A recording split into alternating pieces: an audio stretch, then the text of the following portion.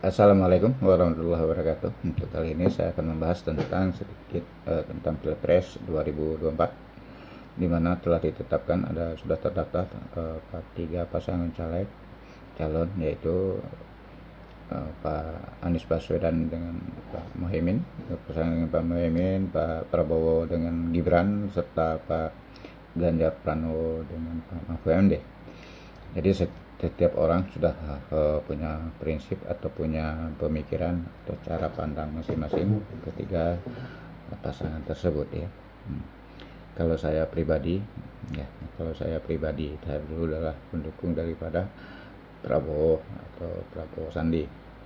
Untuk 2024 saya pribadi mendukung daripada Pak Anies Baswedan. Kenapa saya mendukung? Analisa saya mendukung pada Anies Baswedan karena kita mengharapkan adanya perubahan daripada sistem negara, ya, artinya ada kebijakan pemerintah yang lebih pro pada rakyat. Itu satu, ya. Kalau misalnya Pak Ganjar atau juga Pak Prabowo, yaitu kan sama aja menurut pendapat saya antara Ganjar Mahfud dan juga Prabowo. Ganjar Mahfud dan Prabowo Gibran itu dalam konteks pandangan saya itu adalah kelanjutan, artinya apa yang telah dijalankan oleh Pak Jokowi selama 2 periode. Saya melihat banyak hal yang kurang baik, ya, terutama untuk bernegara, terutama dari sektor keadilan, terus pada program-program kepada masyarakat bawah, ya, lebih pro kepada, boleh dikata, oligarki. Itu yang menyebabkan kehidupan rakyat Indonesia tidak ada perubahan harga-harga, daripada negara tidak menjamin hak kehidupan rakyat, terutama untuk kebutuhan hak hidup dasar. Itunya misalnya tentang bagaimana rakyat mendapatkan daripada pekerjaan, rakyat mendapatkan pangan, rumah, papan, dan pangan, itu tidak dijamin oleh negara. Itu yang kita lihat.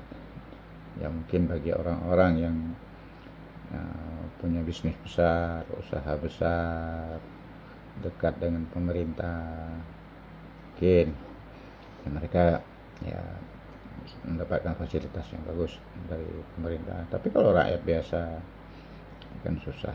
Jadi ini yang diinginkan oleh rakyat, bagaimana adanya perubahan-perubahan itu, bagaimana rakyat terjamin mendapat haknya, bagaimana rakyat bisa mendapatkan sembako yang murah, artinya gini, terjangkau dengan pendapatan daripada masyarakat, ya. Tapi kalau dengan sekarang harga kebutuhan pokok melambung tinggi, sedangkan untuk ekonomi rakyat hancur, harga hasil pertanian itu murah. Ini yang menyebabkan kehidupan rakyat di seluruh Indonesia itu agak susah, ya, karena saya udah keliling dari Sabang sampai Merauke, artinya tahulah bagaimana keadaan ekonomi masyarakat di setiap daerah. Yang pegang ekonomi itu boleh dikata pertama kalangan pengusaha, kalangan politisi, ada orang politisi. Ketiga itu kalangan birokrasi, orang-orang pemerintah, ya. Itu yang memang ekonominya mapan. Sedangkan buruh, pekerja itu tidak ada jaminan sosialnya, tidak ada. Misalnya kerja di pabrik atau di perusahaan, besok udah pecat. Terus juga petani hari ini bagus daripada harga sawitnya atau harga gabah atau harga cabai, besok hancur. Jadi otomatis kehidupan masyarakat tidak terjamin, ya. Itu satu. Sedangkan yang dijamin, sebenarnya wajib dijamin oleh negara, itu adalah kehidupan rakyat terjamin. Jadi bukan negara menjamin kehidupan orang-orang berkuasa atau berduit. Jadi misal menjamin investasi seseorang, saya misalnya punya modal 1 triliun, saya jamin uang saya itu, bukan itu. Sebenarnya yang dijamin itulah kehidupan rakyatnya terlebih dahulu.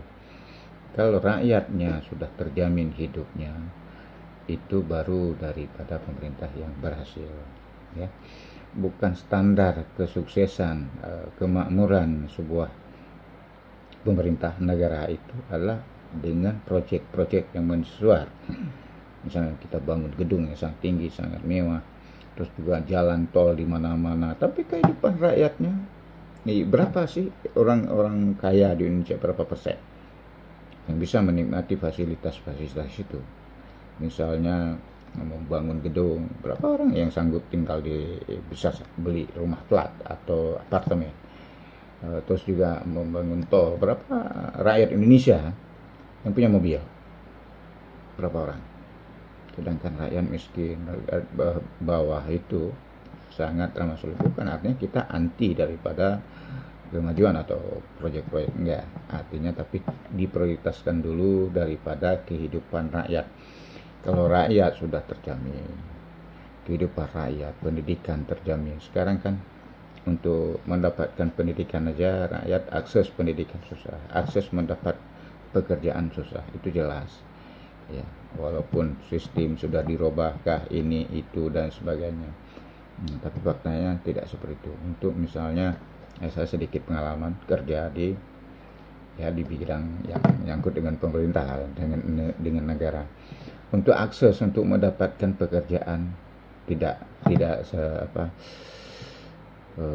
mudah, itu jelas tidak mudah. Kita harus punya link, harus punya rekanan, harus punya koneksi yang kuat ke situ, baru kita mungkin dapat pekerjaan. Itu satu. Dan itu kan tidak semua orang bisa tembus seperti itu. Itu hanya mendapatkan pekerjaan, itu seperti itu, ya. Sedangkan yang rakyat yang tidak bekerja, yang tidak ada kerja itu puluhan ribu, ada puluhan juta. Itu satu yang diharus. Ini terus juga masalah keadilan artinya hukum. Jadi kalau bicara hukum, kita ada masalah, ada kasus, ada sebagainya. Kita tidak menutup mata. Kalau kita tidak punya uang, hukum akan kena kepada kita 100%. Misal pasal apa yang dikenakan, tetap kita dikenakan, baik di waktu proses penyidikan kita dikenakan pasal sekian dengan ancaman sekian. Begitu juga di jaksa dan di penuntutan di jaksa, terus juga di pemotongan di hakim, ya. Tapi kalau kita punya uang, walaupun tidak bisa dibebaskan, minimal kita bisa diringankan. Itu fakta hukum yang kita alami rakyat Indonesia hari ini, ya. Kita ingin hal-hal itu hilang di Indonesia. Terus juga masalah budaya korupsi, ya. Ini kayaknya sudah sangat mengakar. Bagaimana memberantas korupsi ini? Jadi korupsi itu bukan hanya di tingkat atas, sampai ke level bawah, sampai ke desa, sampai ke desa-desa. Itu terjadi korupsi.